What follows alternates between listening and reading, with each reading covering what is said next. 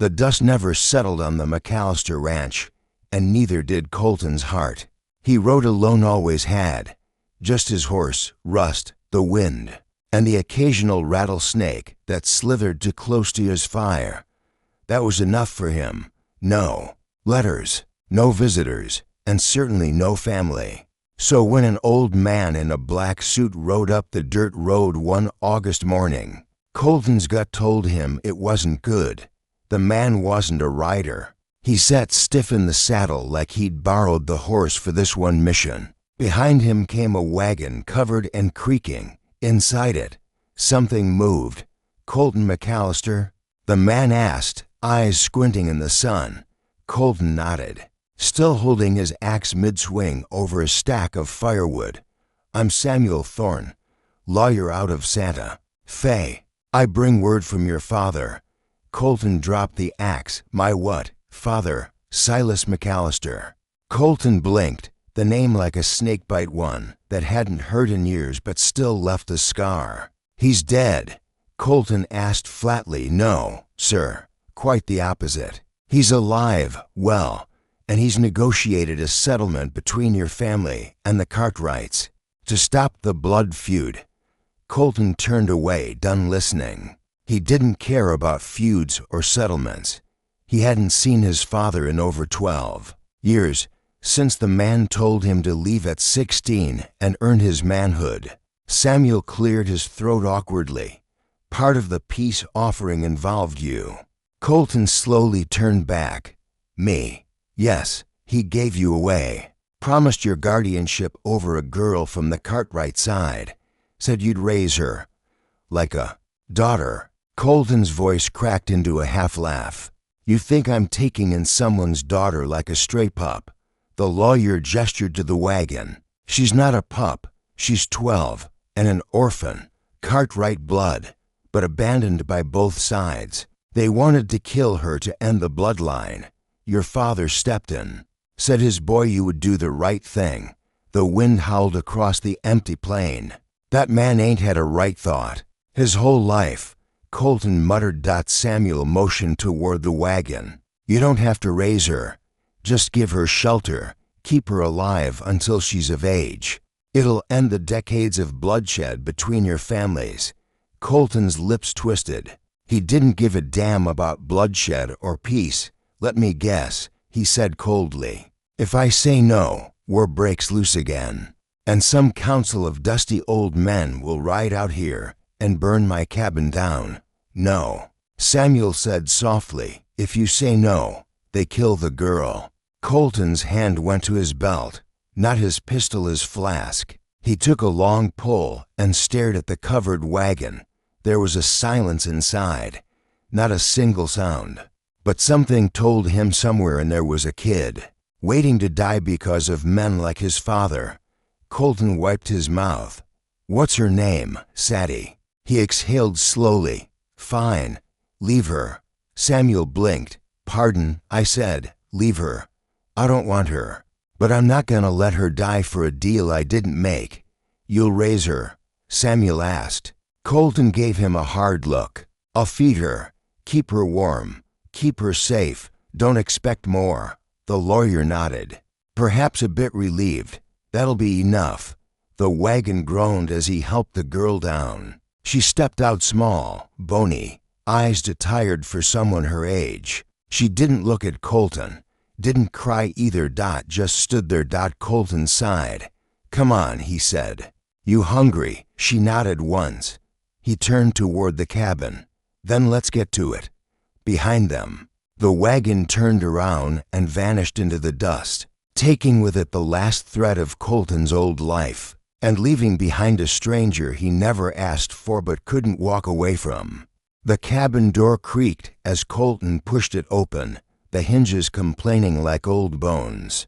The place wasn't much, just a single room with a wood stove in one corner, a rickety table, and a cot that groaned louder than the floorboards. He didn't bother apologizing for the mess. Dust, a cracked mug, a few empty bottles. He lived in it.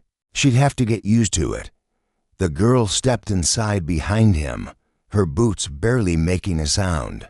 She clutched a threadbare bag to her chest like it held the last of her world. "That cot's yours," Colton said, nodding to the smaller one he'd dragged from the barn. "Ain't much, but it's better than dirt." She sat down slowly, as if the bed might collapse beneath her. She still hadn't said a word. Colton set a pot of water on the stove. "You eat beans?" She nodded once. "Good, 'cause that's dinner." He didn't know what to do with a kid, especially not a girl. Especially not one who came from the same family his own folks spent a lifetime hating. But he also wasn't about to throw her back to the wolf's dot as the beans simmered. Colton sat on a stool, arms crossed. He watched her out the corner of his eye. She was thin to thin. Her eyes darted around the cabin like she was memorizing exits, or maybe just checking for threats. "What happened to your folks?" he asked. She hesitated, then said, in a voice rough from disuse, "Cartwrights said my mama was a traitor. She married for love, not blood." Colton nodded slowly. "So they turned on her." Sadie nodded. Her gaze dropped to the floor. "And your daddy?" "Don't know. Never met him. He ran off." "Figures." Colton thought bitterly. Men like that always did. The silence sat heavy between them. Outside, the prairie wind whistled like a ghost. The smell of beans filled the room, thick and warm. He handed her a tin bowl. "Here, eat slow. You'll get sick if you rush." She took it with both hands and began to eat, careful, polite, like someone who'd been taught to be invisible. "You ever work a ranch?" he asked. She shook her head. "Well, you will. I can't afford dead weight. You pull your own." "I can help," she said quickly, eyes snapping up. "I can sew, mend, wash clothes. Clean." Colton held up a hand. "You don't need to list your worth to me, Sadie. I ain't your master." She blinked, surprised. He leaned back, looking at the fire. "I didn't ask for this, didn't ask for you. But I'll make sure you've got food, shelter, and a place to sleep. In return, just don't lie, don't steal, don't make a mess I can't clean." She nodded. "Yes, sir." Colton winced. "Don't call me sir. I ain't an officer." She hesitated. "What should I call you then?" He rubbed his neck. "Colton's fine." "Okay, Colton." The way she said his name soft, uncertain landed on him heavier than it should have. Like she was trying it out, seeing if it fit. After dinner, he gave her a worn blanket and told her where the outhouse was. Then he climbed into his own cot and turned his back to her, staring at the wall. For a long while, he couldn't sleep. He kept waiting for the sound of footsteps, the creak of the door, or tears muffled by a pillow. But none came, just the quiet and the occasional crackle of the fire dot in the dark. He whispered, "You still awake?" "Yes." He thought for a moment. "You scared?" A pause. "Yes." Colton sighed. "Me too." That got a soft chuckle out of her, a real one, not much more than a breath, but it was there. They didn't speak again that night. But for the first time in a long time, Colton felt something stir in his chest, not quite trust, not yet warmth, but something like a beginning, and that was enough for now. The morning came cold and gray, with a frost that glittered across the prairie grass like powdered glass. Colton was up before dawn, as always. He moved quietly, not because he was trying to be kind but because he wasn't used to sharing space. Sadie was still wrapped in her blanket, breathing softly, her small hands clutched near her chin. For a moment, Colton just stood there watching her. She looked too young to have seen what she'd seen, too small to carry the weight of a dead family name. He slipped out and started his morning chores, feeding the mare, checking the chicken coop, hauling water from the well he figured she'd sleep in, being a child and all. But when he returned, Sadie was already up, her blanket folded, her cot made. She was trying to sweep the floor with a frayed old broom that barely held its bristles. "Didn't ask you to do that," Colton muttered. Placing the water jug down with a thump, she turned. Didn't figure I needed permission. That made him pause. He didn't say anything, just nodded. Maybe she'd been raised with some pride after all. "You want to help?" he asked. "I could use a hand with the fence." Storm blew part of it down. She perked up, clearly eager. "I can hammer nails." "You ever held a hammer?" "No," she admitted. "But I watched my uncle build a smokehouse once." Colton shrugged. "Good enough." They worked in silence for most of the morning. Colton pulled the rotted posts while Sadie carried smaller boards, occasionally handing him nails or holding things steady. She was clumsy, but she didn't complain, didn't whine or ask for breaks. And when she whacked her thumb with the hammer, she bit her lip and blinked hard, but didn't let a tear fall. He noticed. "You learned to be tough like that from your mama?" he asked as they worked side by side. Sadie nodded. She said crying don't fix nothing, just makes people feel sorry for you. And sorry don't feed you. Colton let out a small breath, almost a laugh. "Sounds like someone I could have gotten along with. She was funny too," Sadie added, a small smile creeping onto her face. "Used to say the wind carried secrets. Said if I ever got lost, I should just listen to it. That it would guide me." Colton leaned on the fence post. "You believe that?" She looked up at him, squinting into the sun. "I want to." He didn't say anything, but something in him cracked. Not all the way, just a hairline fracture in the wall he'd built around himself. After the fence was finished, he gave her a biscuit and let her sit in the sun while he checked on the cattle. When he came back, she was talking to the mare reel, quiet, her small hand brushing the horse's side like she'd done it 100 times. The horse didn't flinch, just stood there, calm. "She like you," Colton said. Sadie turned, smiling shyly. "Animals always did. People, not so much." He nodded.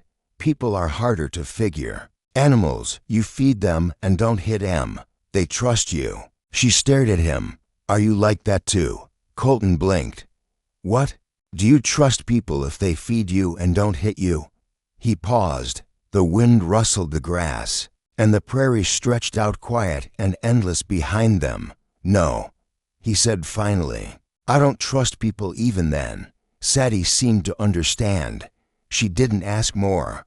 That night, after they ate the last of the beans and split a single apple between them, Sadie sat by the fire stitching a tear in her coat while Colton cleaned his rifle. She looked up after a while. "You think I'll ever go back to the Cartwrights?"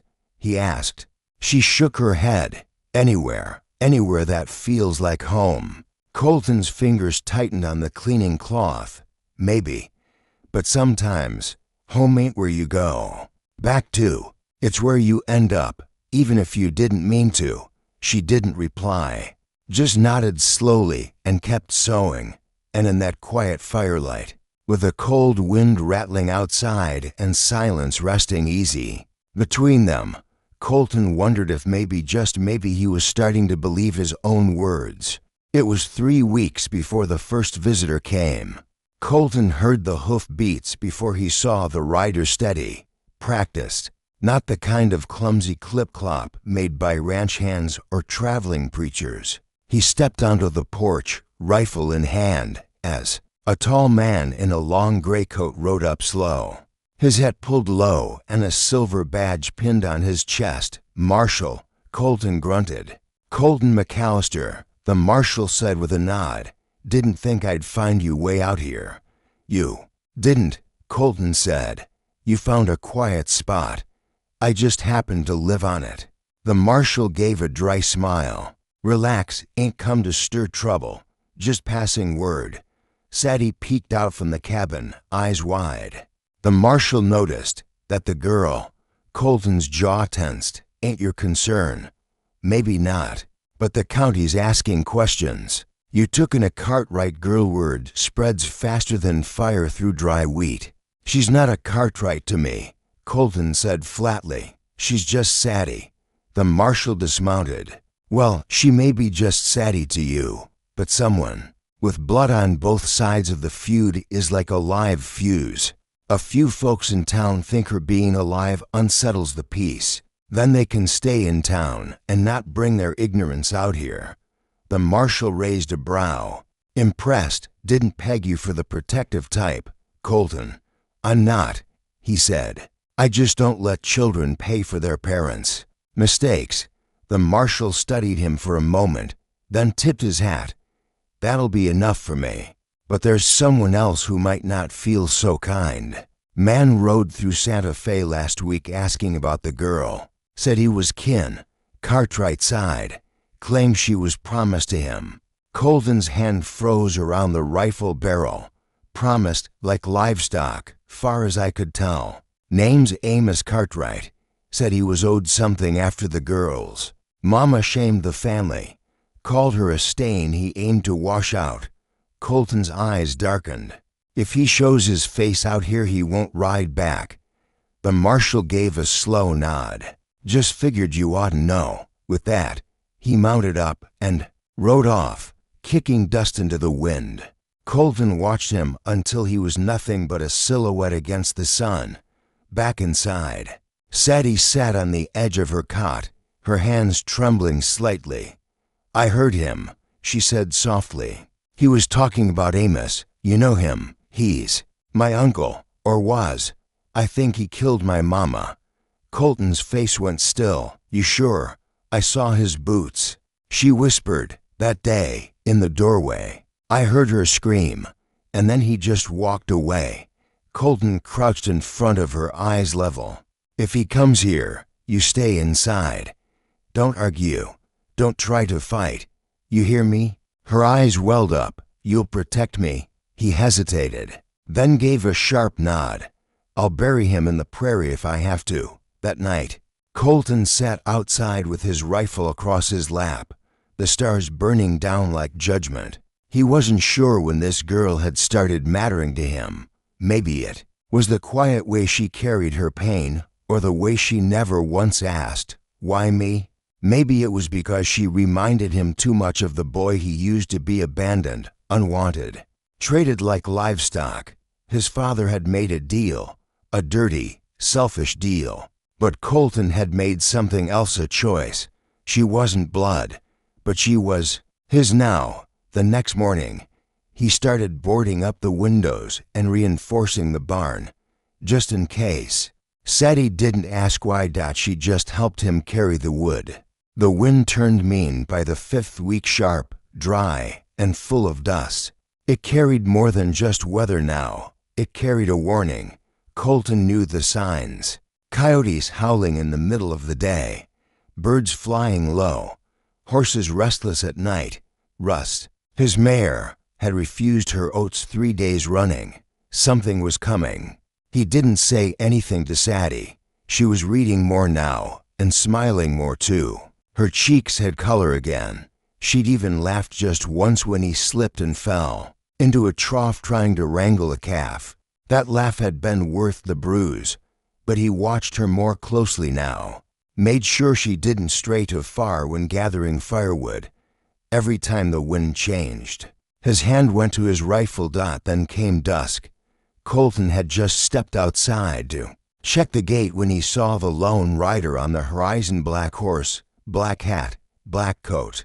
The kind of man who wore shadows like armor. The sun was sinking fast, casting long, stretched silhouettes. The rider didn't slow.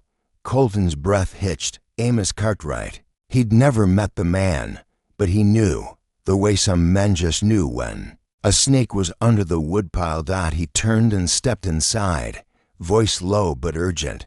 Sadie, go under the floorboards. She blinked from her sewing.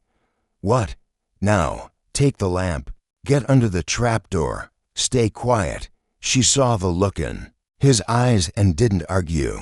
Within seconds, she disappeared under the rug and into the hidden cellar Colton had dug out days earlier. He shut the trap and dragged a chest over it just as the hoof beats reached the porch. The knock came slow, deliberate, almost polite. Colton opened the door. The man on the other side looked like he'd ridden straight out of a funeral. Clean-shaven but cruel around the mouth, pale eyes, a revolver strapped low on his hip, like it was part of his hand. "You McAllister?" he asked. "I am," Colton replied, rifle resting casually in his arms. The man smirked. "Good. Then you got something that don't belong to you." Colton didn't flinch. "I got a lot of things that don't belong to me. Ain't your concern. I ain't come to argue," Amos said, stepping closer. "Just to collect what's mine. She ain't yours. She's a person, not a parcel. She's Cartwright blood, and that makes her my responsibility." "You mean your target?" Colton growled. "You came to finish what you started with her mama." Amos's smirk twisted into something darker. "That girl's bloodline was a mistake. Her mama dishonored the family. That child's just the last thread. You don't cut it, it weaves back in." Colton stepped off the porch. "You want her, you go through me." Amos's eyes lit up. "That's the idea." There was no warning, just the blur of a hand, the glint of steel, and then two shots cracked through the air like thunder over the plains. Colton staggered back, felt the burn in his arm, flesh wound. But Amos wasn't so lucky. His hat flew off as the force of the return shot knocked him to his knees. Blood trickled from his shoulder. He dropped his pistol. Colton leveled his rifle again. "You so much as breathe wrong, I'll plant you right here." Amos stared at him. Then, slowly, he grinned. "You think that girl's safe now from me, from what she is?" Colton stepped forward, boots crunching on the gravel. "She's safe because I say she is, and because I'll die before I let her be hurt again." The grin faded. Amos stood, shakily, clutching his shoulder. "This ain't over," he hissed. "Yes, it is," Colton replied, cocking the rifle. "Because you'll be dead if it isn't." Amos looked into his eyes and saw it. Colton meant every word. He climbed on his horse and rode off, blood trailing behind him like a torn ribbon. Only after the hoof beats faded did Colton drop the rifle. His knees buckled slightly, but he stayed standing. "Sadie," he called softly. The trapdoor opened. She climbed up, pale, trembling. "Did you kill him?" "No," he said, "but I should have." She ran to him, burying her face in his shirt. For the first time, she let herself cry, and, for the first time, Colton let himself hold her. The days after Amos's visit passed in uneasy silence. Sadie barely spoke, though she stuck close to Colton's side whether he was mending saddle straps, chopping firewood, or checking the fence lines. She hadn't cried since that night, but something in her had shifted. Her shoulders sat higher, her eyes darted less. Still, Colton could tell she was waiting for the other boot to drop. He felt it too. Rust had gone skittish again. The chickens wouldn't roost properly. The wind was to still. Then, on the sixth night, it came. It started as a glow on the northern horizon, barely visible over the hills. Colton noticed it while tossing logs on the fire outside. He stood, narrowed his eyes. Flames, far off, but moving fast. By the time he ran to the barn roof with his spyglass, the truth hit him like a stampede. The fields were on fire. His pasture, his land, and it wasn't natural. It was lit. He climbed down fast. Sadie met him at the door, breathless. "What is it?" "Someone torched the fields, Amos, or one of his kin." Sadie's face drained. "What do we do?" "Grab the buckets. We go to war with fire." They worked like madmen. Colton running toward the fence line, digging trenches and soaking soil. Sadie hauling water with all the strength her small body could muster. The flames hadn't reached the cabin yet, but they were hungry, devouring dry grass and fence posts like they were kindling. The wind shifted, and suddenly, fire wasn't just a threat. It was a wall racing toward them. Back to the barn. Colton shouted, "We need to protect the livestock." They doused the roof, shoved hay bales into corners, and opened the stalls so the horses could bolt if needed. Colton wrapped a wet cloth around Sadie's face and pulled her close.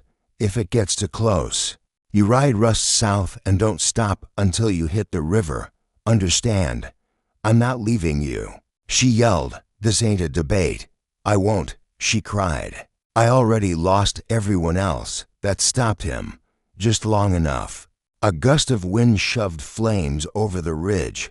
The world went orange and black. Smoke filled the air like choking dust. Colton dropped to one knee, arm around her. All right, then we ride together. They mounted up Rust under Sadie and Colton on his backup gelding, Ranger. They raced from the barn just as the fire leapt to the edge of the corrals. Behind them, the cabin started to burn. Sadie screamed. No. She sobbed, turning back in the saddle. That was all we had. Colton shouted over the thunder of hooves. No, it's not. They rode hard for 2 miles until they reached a rocky ravine and natural fire break. There, they stopped and looked back. The sky was black and red, ash floating like snowflakes. The cabin, the barn, the chicken coop dot all gone. Sadie slid off Rust and crumpled to the ground. Colton dismounted and knelt beside her. I'm sorry, he said. Voice hoarse. I should have known he'd come back this way. She shook her head. I don't care about the house. I thought we were safe. Colton looked into the flames in the distance, then into the girl's eyes. We are safe, he said. You're here. I'm here. That's what matters. But everything's gone. He reached into his coat and pulled out something small, blackened, but intact. Her sewing kit. I grabbed it, he said. Didn't want your hands to get lazy. Sadie laughed, a broken sound between tears. She grabbed it and held it to her chest. Colton looked back at the glowing horizon. Tomorrow, we find a new place. We rebuild. He thinks he burned us out, but he just lit a fire under me. Sadie looked up at him. You really mean that? I do. I never wanted a family, Sadie, but maybe that's what makes it worth protecting. And as the fire raged in the distance, they sat under the stars, smoke rising behind them like a warning and a promise. By the time the smoke finally thinned, the sun had risen soft gold, casting long shadows over blackened fields. Where once stood Colton's cabin and barn was now only scorched earth and ash. But he and Sadie stood tall at the edge of the ravine, side by side. I don't want to run anymore, Sadie said, voice low but steady. Colton didn't reply right away. He was staring at the land. Destroyed, yes, but still his. Beneath the ash, roots still held. Soil still breathed. You won't, he finally said. We ain't leaving. Not now. Sadie looked at him, eyes rimmed red. But we don't even have a roof. He turned toward her with a slow, tired smile. Then we build one. They spent that day resting in the shade of the rocks, drinking from a stream nearby. The horses grazed lazily on untouched patches of grass. Colton fashioned a crude lean-to with salvaged wood, and Sadie began sorting through the few supplies they'd rescued. By nightfall, they had fire again, not from destruction but for warmth. It was the first time in weeks that Sadie slept without twitching in her dreams. 2 weeks later, the marshal returned. He came not with warnings but with help. Word had spread about the fire, about how Amos Cartwright had gone too far. The town was tired of blood feuds and cowards' justice. He's been driven off, the marshal said, tying his horse to a post beside Colton's new tool shed. Cartwright's land was seized by the county. He won't be coming back. Colton nodded. He comes back. He dies. He knows that, the marshal replied. The girl's still with you. She's not the girl. She's Sadie. The marshal smiled and tipped his hat. Glad to hear it. Before he left, he handed Colton a weathered envelope. What's this? Colton asked. Your father's will. He passed a week ago. Had one last thing to say. Colton turned the envelope over but didn't open it. What did he leave me? He muttered. Another burden. No, the marshal said, mounting his horse. This one's different. He left you the deed to the McAllister ranch, said it was never yours by name, but it always was by heart. Then he rode off, leaving Colton standing in the wind, the letter flapping in his hand. He didn't read it. He threw it into the fire that night, where it curled and turned to smoke. Some legacies weren't worth holding onto. The weeks rolled into months together. They rebuilt. The new cabin was smaller, tighter but warmer. Sadie painted the door blue, said it reminded her of calm skies. Colton let her. He built her a reading nook by the window. She made curtains from old flour sacks, and they hung a horseshoe above the doorknob for luck. But as a reminder that they'd survived, neighbors began to stop by. Folks brought tools, seeds, chickens. One old widow even dropped off a dog half blind, half deaf. But loyal as they came, Sadie named him Whiskey. Because he stumbles, she explained. By the time the first snow fell, the ranch had a heartbeat. Again. One evening, as they sat by the fire, Sadie sewing and Colton sharpening his knife, she looked up and asked, "You ever gonna send me away?" Colton stopped. "Why would I?" She shrugged. "Because I'm not really yours." He leaned back, voice quiet. "No, you're not. But neither was I when my father threw me out. I know what it feels like to be unwanted." He turned to her. "You are mine, Sadie. Maybe not by blood, but by choice, and that means more." Her lip trembled. She set her sewing down and crawled into his lap like a child again, like someone who finally believed the words she heard. Colton wrapped his arms around her and rested his chin on her. Head. Outside, the wind whispered through the trees. Inside, for the first time, it felt like home, not the one given, the one built together.